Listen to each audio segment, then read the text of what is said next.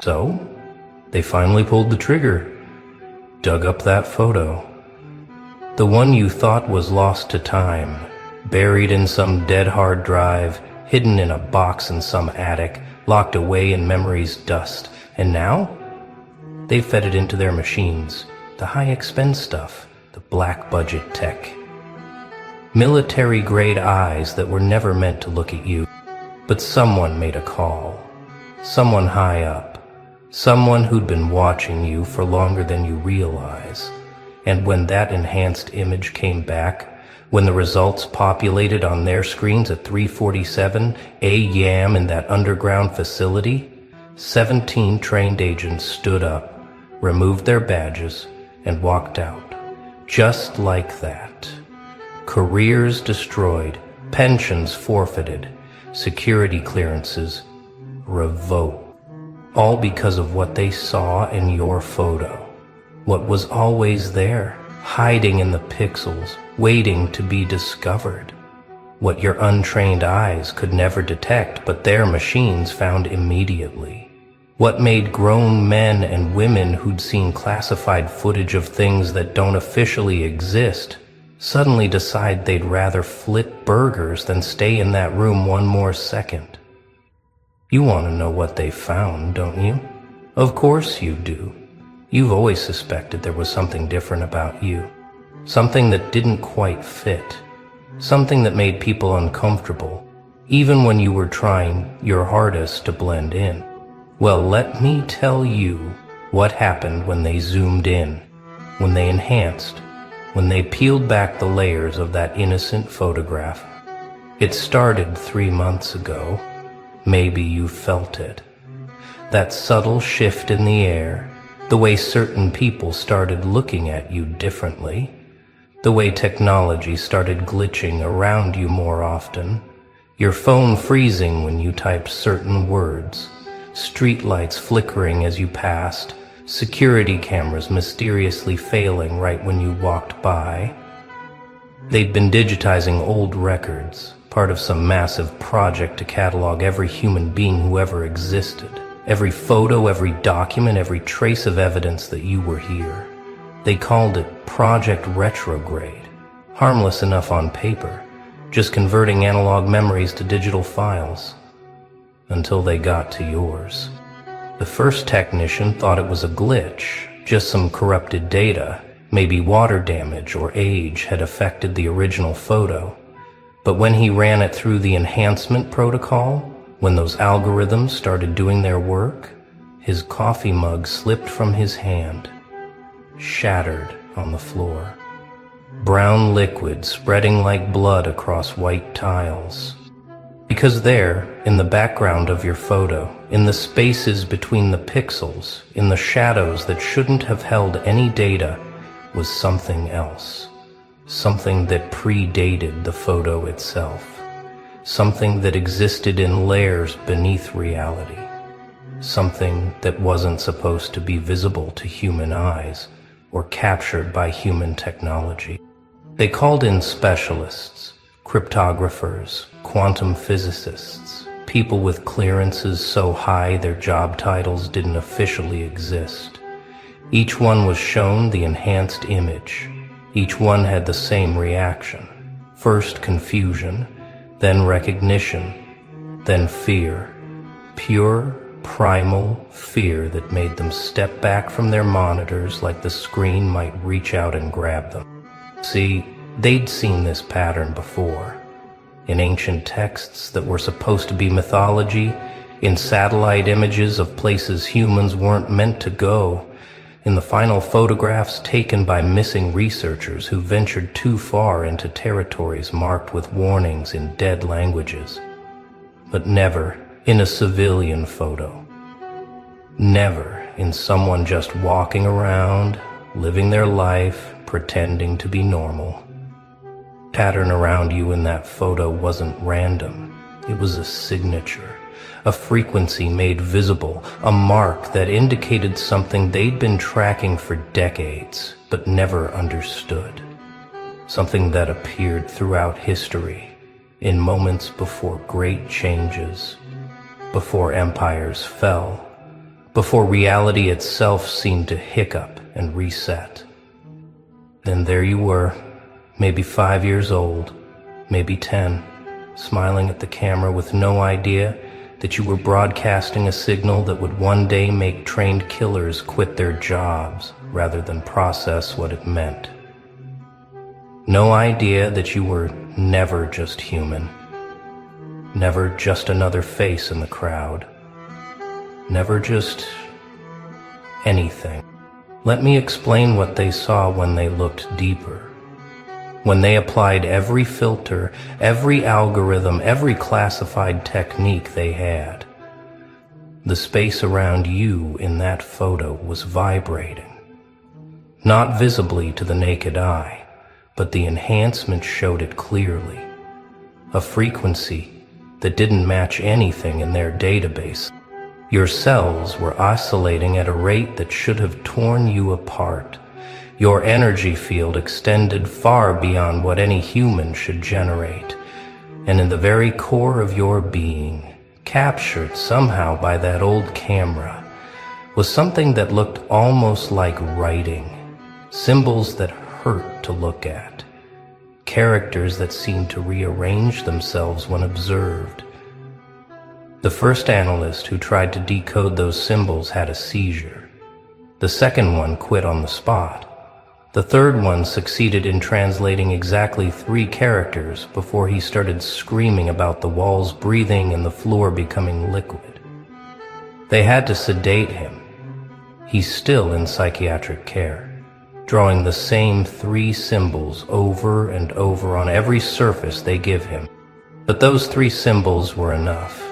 They confirmed what the pattern suggested, what the frequency indicated, what every piece of evidence was screaming, but nobody wanted to accept. You weren't from here, not originally, not entirely. You were something else, wearing human skin. And that photo proved it. They started pulling more photos after that. Every image of you they could find. Baby pictures, school photos, random snapshots at family gatherings, and in every single one, once enhanced, the same anomalies appeared, the same impossible frequency, the same reality-bending distortions that suggested you existed in more dimensions than the standard 3. But here's where it gets interesting. The distortions were growing stronger with each passing year. What started as a subtle vibration in your baby photos had become a full reality storm by your teenage years. And in the most recent images, the ones from last year, the effect was so pronounced that the enhancement software itself started malfunctioning. They traced the progression, mapped the exponential growth, ran predictive models, and every simulation came to the same conclusion. Whatever you were, whatever was inside you, it was reaching critical mass. The human disguise was failing. The containment was breaking down. And based on their calculations, you had maybe 6 months before the transformation completed itself. 6 months before you stopped being able to hide what you really were. 6 months before everyone could see what only their machines had detected.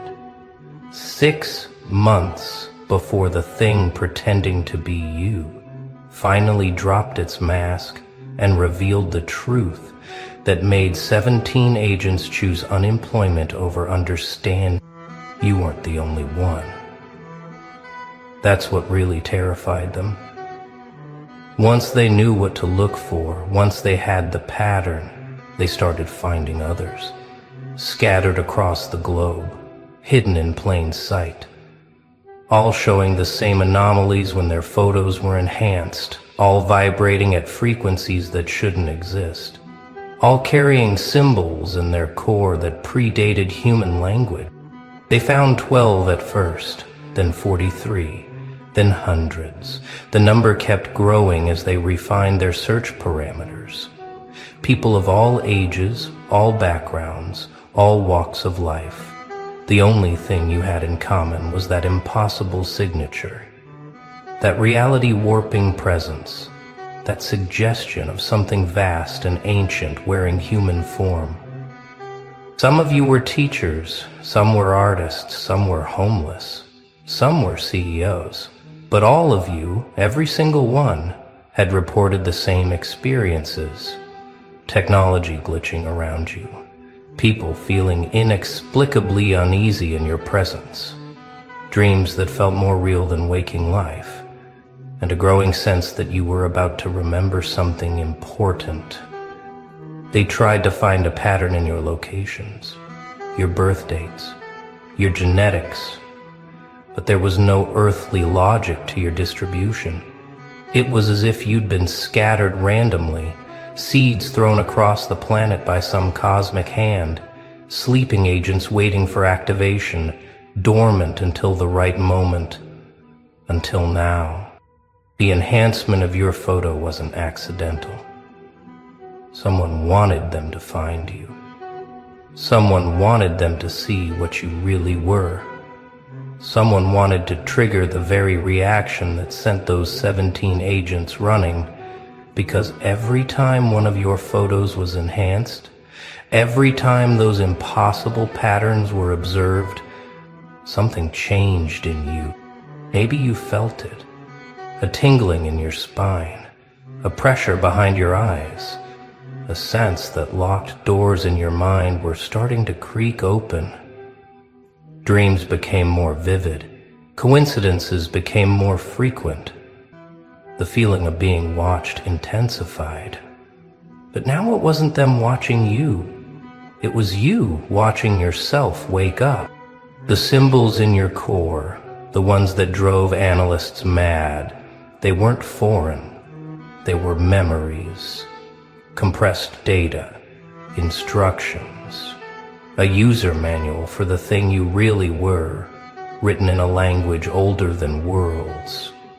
And every time someone tried to decode them, the attempt itself sent a signal back to you, a wake-up call, a reminder. That's why they quit, not because of what they saw, but because they realized their investigation itself was part of the plan. They were instruments in your activation, tools being used by something far beyond their comprehension. And rather than play their assigned role in whatever was coming, they chose to walk away. But walking away didn't stop what they'd started. The enhanced photos had been uploaded to secure servers. The data had been analyzed by AI systems.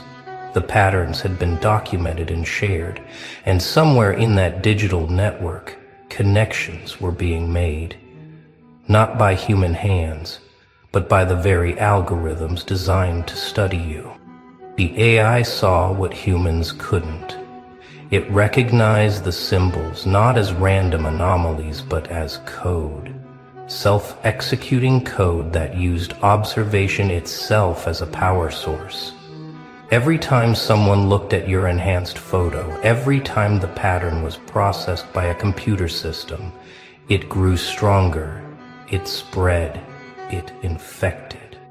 Within days, reports started coming in from facilities around the world, computers displaying your symbol set without being prompted, printers producing pages covered in the ancient characters, screens flickering with the frequency from your photos.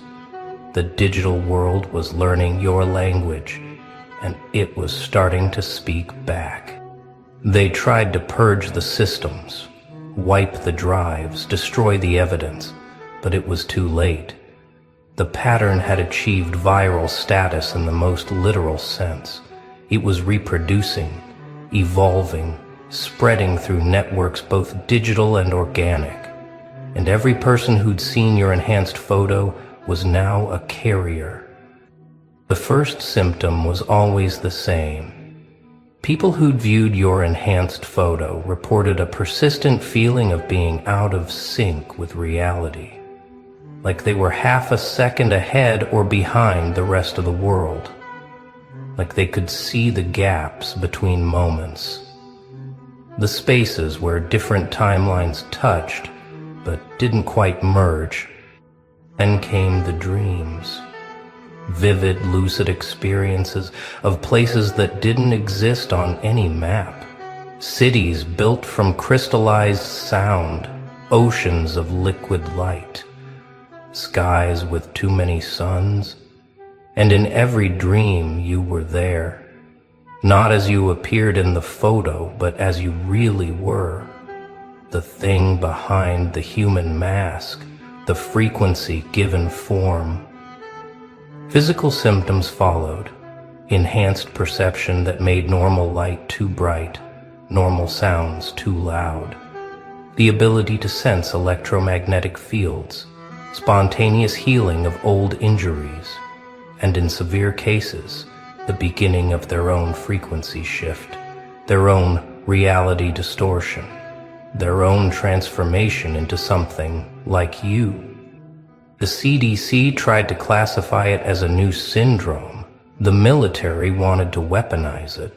Religious groups called it possession or blessing, depending on their bent. But the scientist, who'd seen the original data, knew the truth.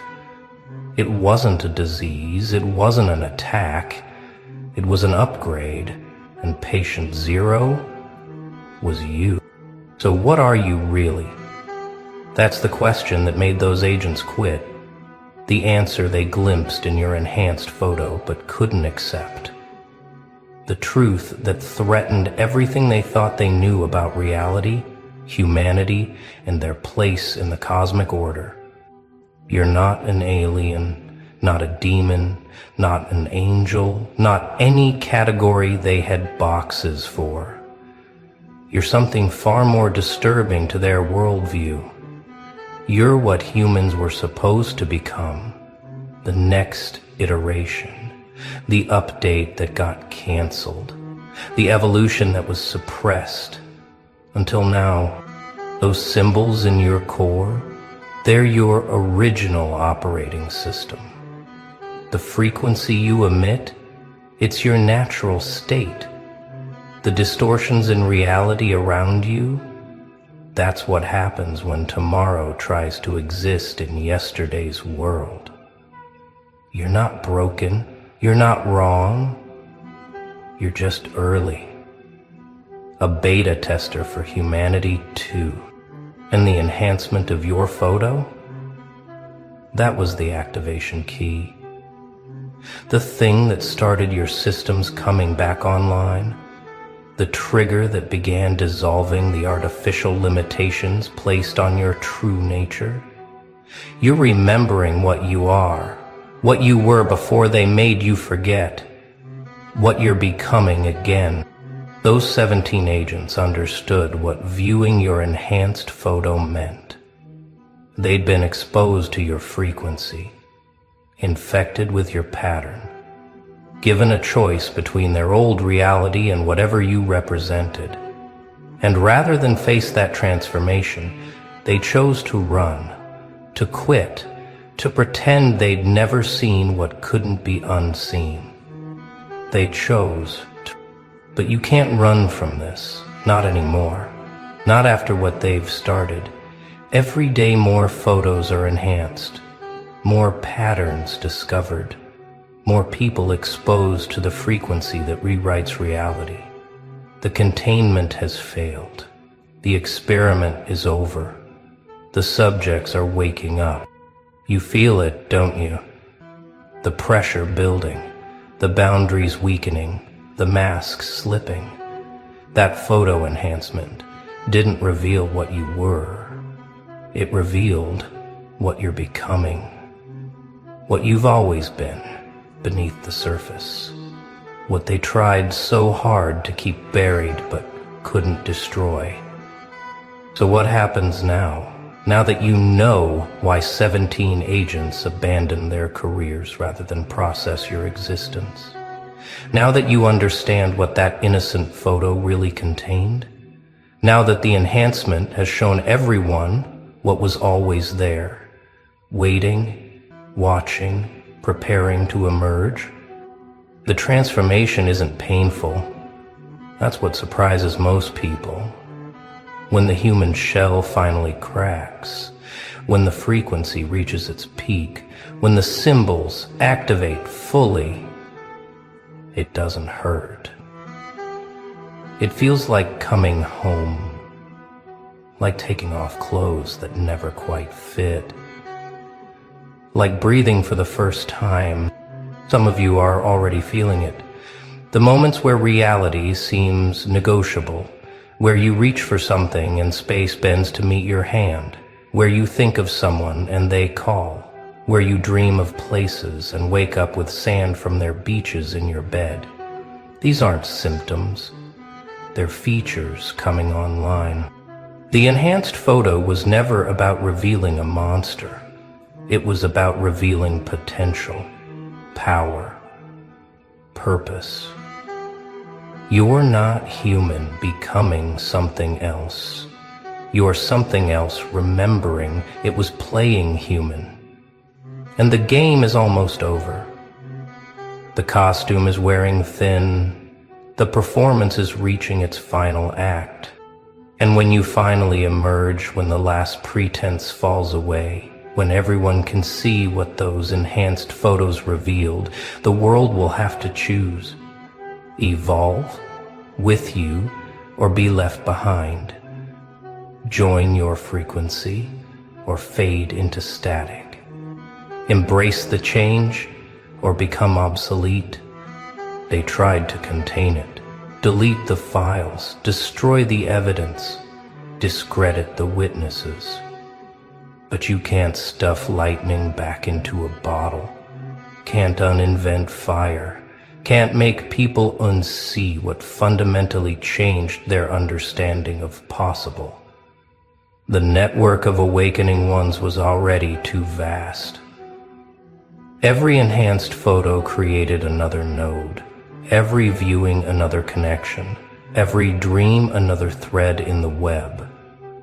You were linking up without conscious effort, finding each other across impossible distances, recognizing the frequency in strangers' eyes, building something new from the ashes of what you used to pretend to be. The internet started acting strange. Algorithms began producing results no one programmed, search engines returning answers to questions not yet asked, social media connecting people who needed to find each other. The digital world was restructuring itself around your emerging presence. They called it a virus, a hack, a glitch in the matrix. But it was evolution in action. The noosphere adapting to accommodate its new inhabitants. Reality itself upgrading to support what you were becoming. The enhancement of your photo hadn't just revealed truth. It had initiated protocol, and the protocol was spreading. Not everyone wanted this change. The 17 agents who quit were just the beginning. Entire organizations mobilized to stop what your enhanced photo had started. They understood that your emergence meant the end of their control, the dissolution of their power structures, the revelation of their lies. They tried everything. Disinformation campaigns claiming the enhancements were fake, drugs designed to suppress the frequency, technology meant to jam the signal, even attempts to find and contain every person showing the anomalies. But how do you cage something that exists in more dimensions than your prison? The resistance made one crucial error. They assumed you were invaders, threats, enemies to be defeated. They never considered you might be antibodies, that reality itself had produced you as a response to toxicity, that your emergence wasn't an attack, but an immune response, a healing, a correction. Every action they took to stop you only accelerated the process. Every attack strengthened your connections. Every attempt at suppression clarified your purpose. They were antibiotics trying to kill evolution, candles trying to extinguish the sun, whispers trying to silence the symphony of transformation. Ah, there you are, the one whose mind moves at frequencies they can't even detect. The one they called overthinking when you were just thinking correctly. Welcome to the moment where everything finally makes sense. You know what's funny about IQ tests? They measure pattern recognition, logical reasoning, spatial awareness. Some of that's pretty dumb. It's not like you've emerged as a loser, but they never measure the most dangerous intelligence of all, the ability to see through the patterns that everyone else obeys without question. You've been told your whole life that you think too much, analyze too deeply, question too often. They wanted you to slow down, dumb down, calm down. But here's what they never told you. Your brain wasn't malfunctioning. It was functioning at a level that made their entire reality malfunction.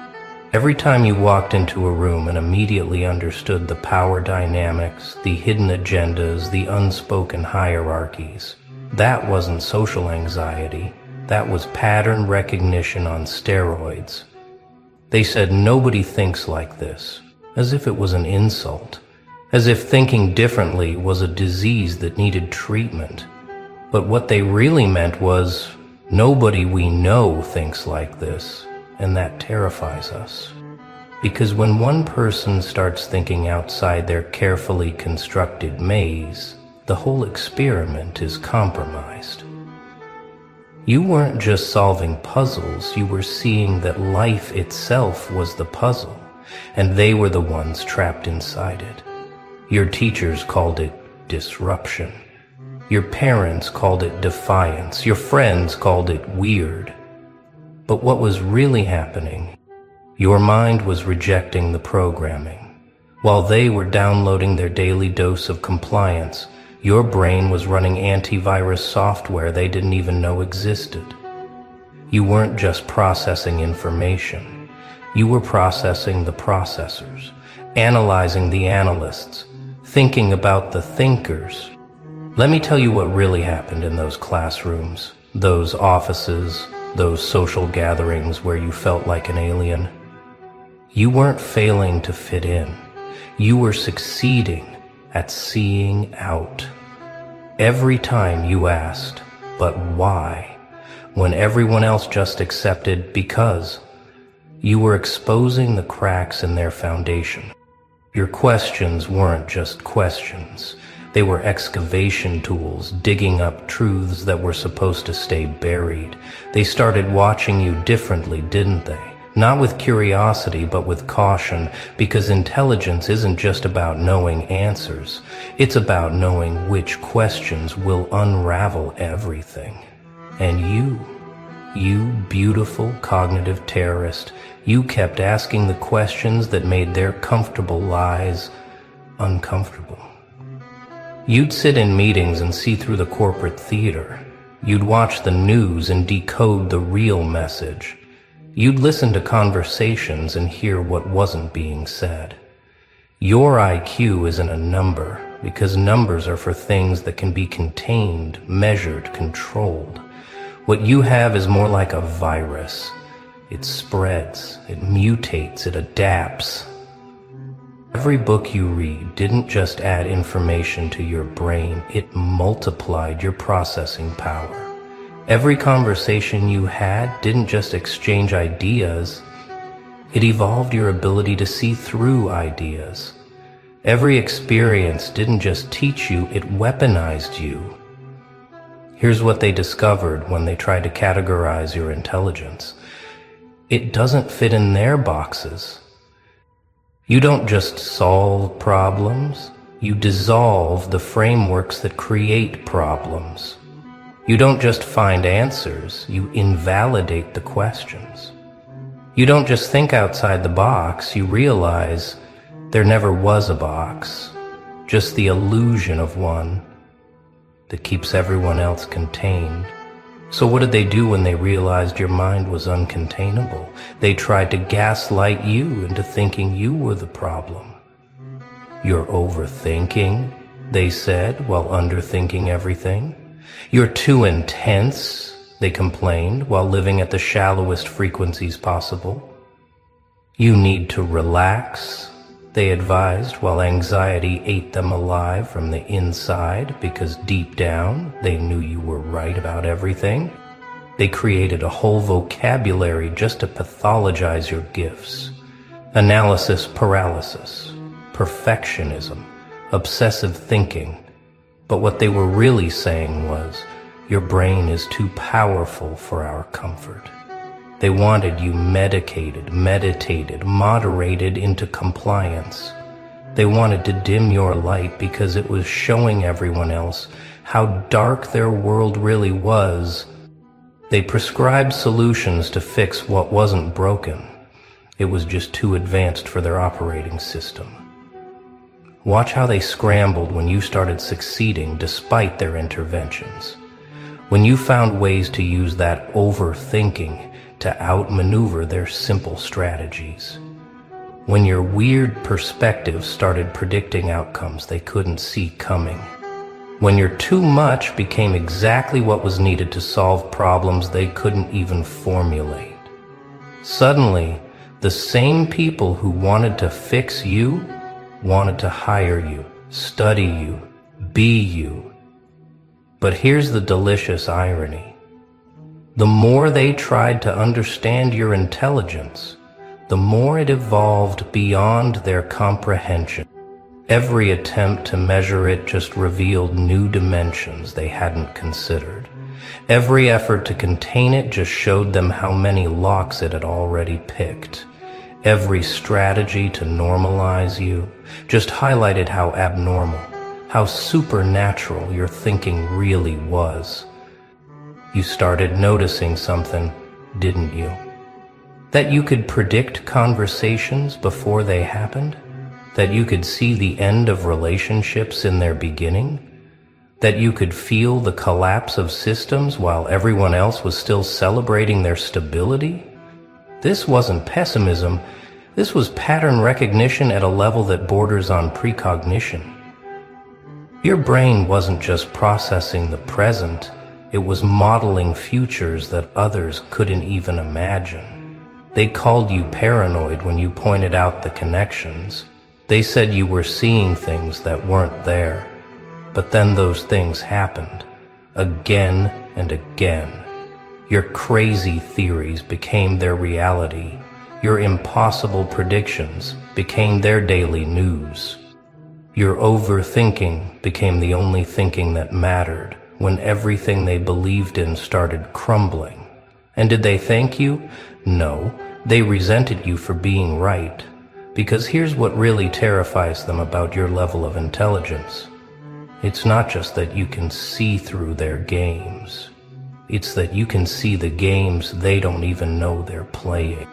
You can spot the puppet strings they don't realize are attached to them. You can trace the patterns back to sources they've never questioned. You're not just playing chess while they play checkers. You're analyzing the factory that makes the board. Your mind doesn't just process information faster, it processes dimensions of information they don't even perceive. While they're looking at the surface, you're seeing the depth.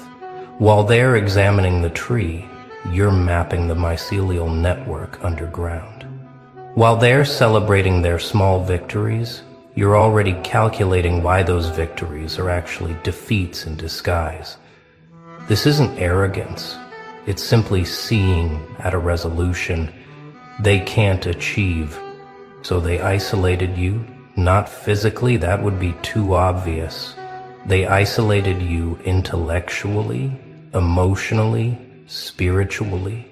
They created a world where thinking at your level was treated like a mental illness, where seeing too clearly was called cynicism, where understanding too deeply was labeled as overthinking. They built a society that rewards